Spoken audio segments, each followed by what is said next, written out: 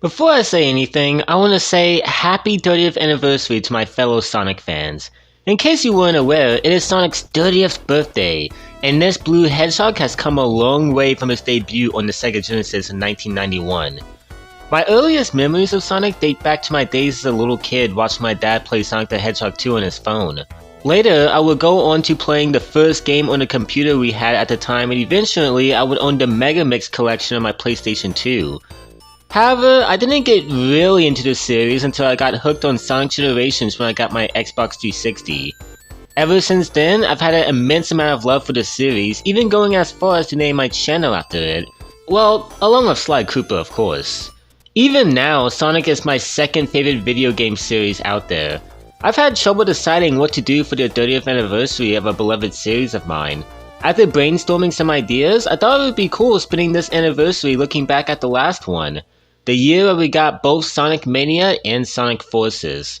While Sonic Mania was well received, Forces on the other hand, well, let's just say it's not exactly a fan favorite. When I first got Sonic Forces as a Christmas gift in 2017, I really enjoyed myself playing through the game. So afterwards, I was shocked to see how many people there were who despised this game, even going as far as to compare it with the infamously broken Sonic 06. Well, I've had 4 years for my opinion on this game to finalize. Not only that, but I've watched multiple videos of opposing viewpoints when it comes to the quality of this game. So, what do I think of it now? Well, it's complicated. So without further ado, let's jump right into Sonic Forces. Now the main selling point of Sonic Forces was its very interesting premise. Basically, Eggman, after all these years, has finally defeated Sonic and has taken over the world. Now part of a resistance, you have to fight back against Eggman, an insane team-up of villains from the past and this new mysterious infinite guy. Right off the back, this is a very cool premise that flips the Sonic formula on its head. Not only that, but it's refreshing to see a Sonic story taken so seriously. We haven't had a dramatic, emotionally engaging story since Unleashed. After the first cutscene, you're immediately thrown into Green Hill as modern Sonic, and can I just say, not a lot of people give this game credit for its visuals. Sure, they're not like Ratchet and Clank ripped apart material, but I think Sonic Team did a good job of making the visuals pretty colorful and good on the eyes. Also, side note, I don't understand why fans hate Green Hill so much. I get it, we've seen it a crazy amount of times in most Sonic games, but I personally view it as a harmless tradition to start off a Sonic game with Green Hill. I don't know, it just doesn't really bother me. Also, while we're still at the start of the game, I should start talking about the gameplay. You know, the only thing 90% of the fanbase cares about. Well, Sonic Forces plays like your typical modern Sonic Boost game. However, for some strange reason, 2 features from Generations have been removed entirely. The drift and the ability to home attack without being locked onto a target. Considering this is a game that came after Generations, it's a little jarring to see such basic features entirely removed. But hey, at least we have the double jump. Yeah, it's useless. I should also mention the blocky cartoon style this game has regarding structures and buildings. While I feel like it conflicts with the dark tone the game is going for, I personally like it. So you may be thinking to yourself that I have been unnaturally positive when it comes to Sonic Forces. Well, rest assured, my issues start with the cutscene that follows this stage. Basically, Sonic shows up to stop Eggman from attacking the city when he's ambushed and defeated by Shadow, Metal Sonic, Zavok, Chaos, and a mysterious new villain. So, what's wrong with this? Well, the entire time this is happening, Tails is here. And he's fucking useless. Okay, maybe I should explain. Throughout this game, Tails is constantly depicted as a weak, defenseless boy who has to depend on Sonic to save the day. Not only is this just not who Tails is, but in the adventure games, there were 2 arcs solely dedicated to Tails learning how to be independent. This isn't the first game to treat him this way, but my god is it bad here. Oh, and one thing that would be really clear about this story is the fact that it moves quicker than Sonic himself. In the blink of an eye, you go from Sonic alive and well to Sonic getting the snot beat out of him to everyone mourning his death months after. So yeah, we're introduced to the Resistance, and one positive thing I can say is I love how basically everyone is here with the strange exception of Blaze and Cream. While nobody really acts how they used to anymore, it's just nice seeing the gang all share screen time. However, one odd decision was to have Knuckles be the leader of the Resistance. While he is a pretty tough fighter, he's been known as far back as Sonic 3 to be sometimes clueless and quick to act without thinking. In fact, they even say so in this game. No way, Knuckles. You're too easily distracted. That's not a good trait for a distraction. Silver or Espio would be much better picks. Anyways, with all of that talk out of the way, let's delve into one of the biggest parts about this game, the avatar. Sonic Forces allows you to create and fully customize your own playable character. While the internet immediately wrote this off as cringy, people who aren't hive mind Twitter trolls who actually played the game were met with an impressive amount of customization options. Seriously, Sonic Team surprisingly put in a lot of work to make sure the player had full creative freedom to create the avatar they wanted. As an idea, this isn't a bad one. In fact, it's pretty fun to see your custom-made character interact with Sonic and his friends. It helps make you feel like you're actually a part of this resistance. With that out of the way, let's start this intimidating but exciting adventure about this rookie and what remains of the resistance having to face a reality where they must take down Eggman, and for once, without the help of... Sonic is alive! What? All of that setup just for Sonic to be revealed to have survived only 10 minutes into the game? Okay. Well, afterwards, we get the first Avatar stage, which takes place in Chemical Plant Zone. Even though it's annoying how much they reuse locations in this game, I must say, I do like what they did with Chemical Plant from a design choice. Having it snow outside and for the plant itself to be rusty and abandoned after all these years was awesome to see. I don't know, it just shows progression when it comes to the overall world of Sonic.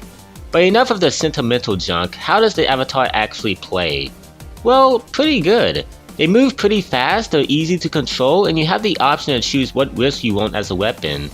That can lead to some stages playing entirely different, and it's really cool to have the option. Also, the Avatar stages easily have the best tracks in the game. Here are some of my favorites.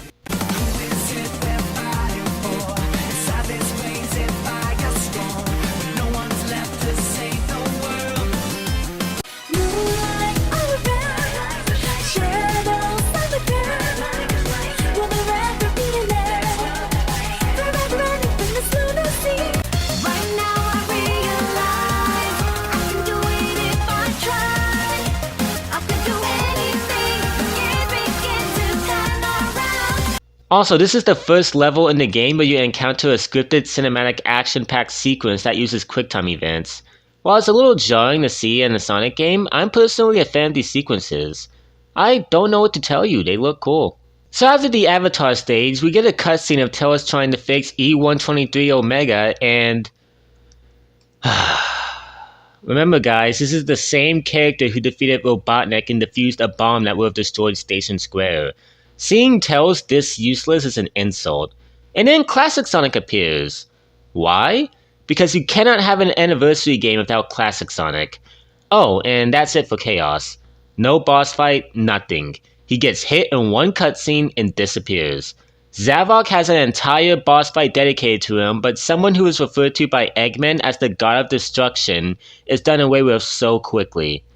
Jesus Christ, we're only 15 minutes into the game. Also, while I just made fun of Classic Sonic needlessly coming back, it's pretty cool to see the ending of Mania directly tie into this game. Having Sonic Mania be a surprise prequel to Forces was actually unexpected. Anyways, Classic Sonic and Tails team up and we get our first Classic Sonic stage. And it's immediately apparent that Classic Sonic, well, how do I put this?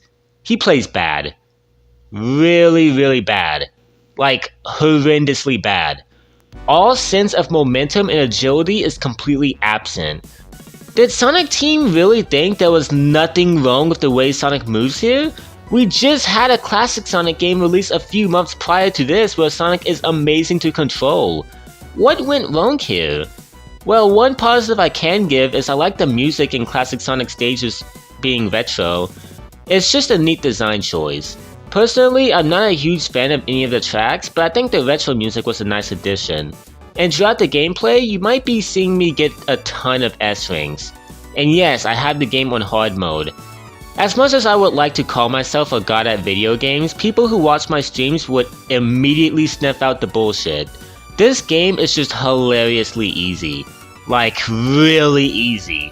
They could have at least made the game have some sense of difficulty by having S-ranks hard to get, but you'll probably be getting S-ranks on your first playthrough having no knowledge of the stages. Anyways, next we have the Depth Egg, and the inner Sonic fanboy in me appreciates the fact they brought back the Depth Egg in a meaningful way. I don't think it's had any story significance since Sonic the Hedgehog 2, even though the arc from Adventure 2 was basically the same thing. After a quick Avatar stage, we see Sonic escape from his restraints and take on Zavok in a boss fight. I know I made the argument that Chaos deserves a fight way more than Zavok, and while I stand by that, I do like the fact that even after the harsh reception of Lost World, they still kept this guy around for fans of that game and didn't abandon a new established villain in the series. It's cool to see Zavok get some attention, and the boss fight he has is alright, but that remix though. Anyway, Sonic has a stage in the Depth Egg and escapes with the Resistance. Now, so far I've been covering this game stage by stage, but since I've gotten most of my opinions across regarding gameplay choices, I'm going to start skipping around. The only things I haven't mentioned yet is 1, the stages are way too short, and 2, the bits we've seen of Infinite have shown to be hilariously edgy. Like Mephiles plus Shadow times 100 edgy. Anyways, after a few stages, we have our first encounter with Infinite since the first cutscene. We see him fighting Silver, and can I just say that a drawn out Silver vs Infinite fight would be amazing to see? Sonic intervenes and Infinite says something interesting. He says Sonic reeks of fear despite his jocular exterior. This has to be intentional, right? Even though Sonic is rightfully afraid to be facing off against the monster who beat the crap out of him last time, he still tries to play it cool. You can't even tell he's afraid. This is easily one of my favorite bits of writing in the entire game. It's really true to the character of our favorite hedgehog. Also, during this cutscene you can hear Infinite's theme playing in the background, and it's a damn shame we don't hear it more. It's my favorite track in the game. And afterwards, we get our first boss fight with Infinite, and it's admittedly a pretty fun fight. Infinite defeats Sonic and spares him? Even though he was just about to kill Silver, for some reason Sonic isn't worth the effort to finish off? Do I even need to explain what's lazy about this? So after such a fun fight, what's next?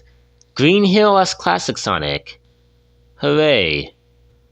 Anyways, a few stages later, we see Classic Sonic and Tails reunited with the Resistance, and after that, Sonic goes to find Shadow who's wreaking havoc in the city. Before Sonic can stop him himself, another Shadow comes in and puts a stop to his faker.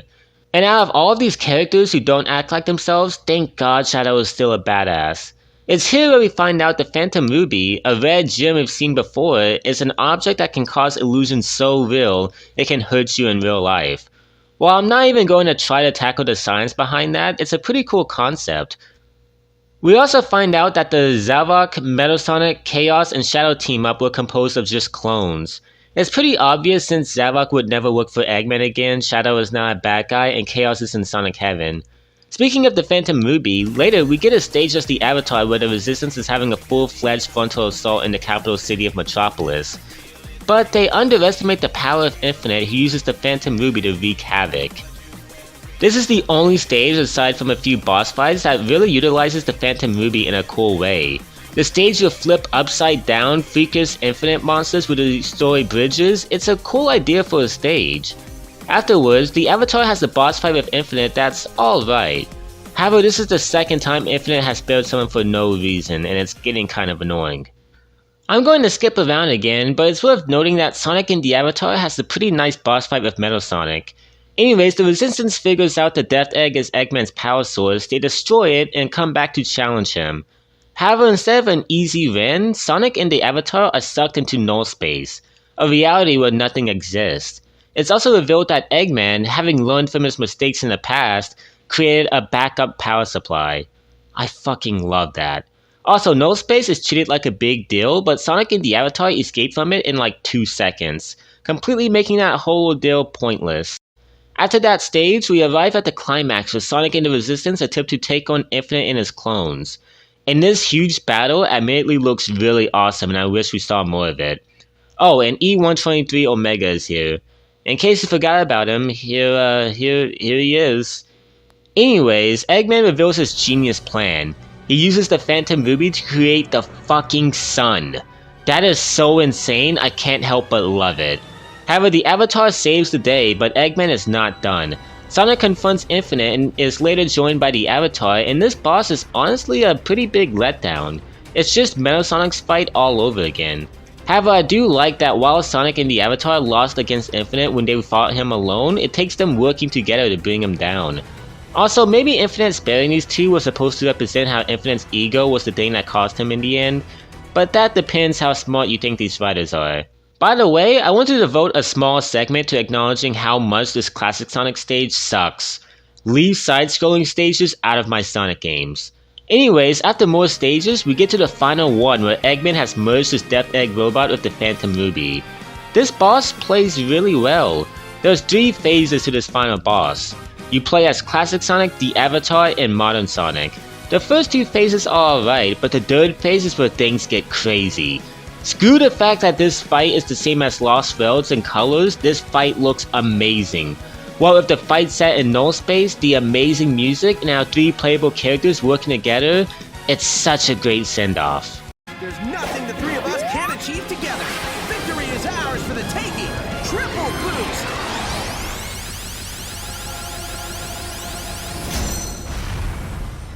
After that, we get a heartfelt ending that has an on-the-nose message about cleaning up the world we live in. To be honest, Sonic games have had on-the-nose messages like this since, well, the first game, so I don't see it as an issue. And that's what Sonic Forces. Wow, so there's a lot to unpack. Regarding the story, it's easily the biggest missed opportunity here. I've been craving a dark Sonic story, and yet Sonic Team dropped the ball was an amazing idea. The story is very rushed, Infinite is wasted and has an embarrassing backstory, the characters don't get much room to shine, it's just an overall mess even though I did admittedly like parts of it. The gameplay is tricky to talk about. Classic Sonic plays like dog water, the Avatar has some cool stages and controls nice, and Modern Sonic, while fun at times, is way too easy. A lot of people say most of this game is automated, but I will defend the game in this aspect. It doesn't strip control away from you as much as people say, but most of the time you are running in a straight line. The stages themselves were lackluster as well. So what are my final thoughts? Well, even all these years later, I still don't hate Forces. The most frustrating part about this game is what it could have been and the fact that we had to wait 4 years for it.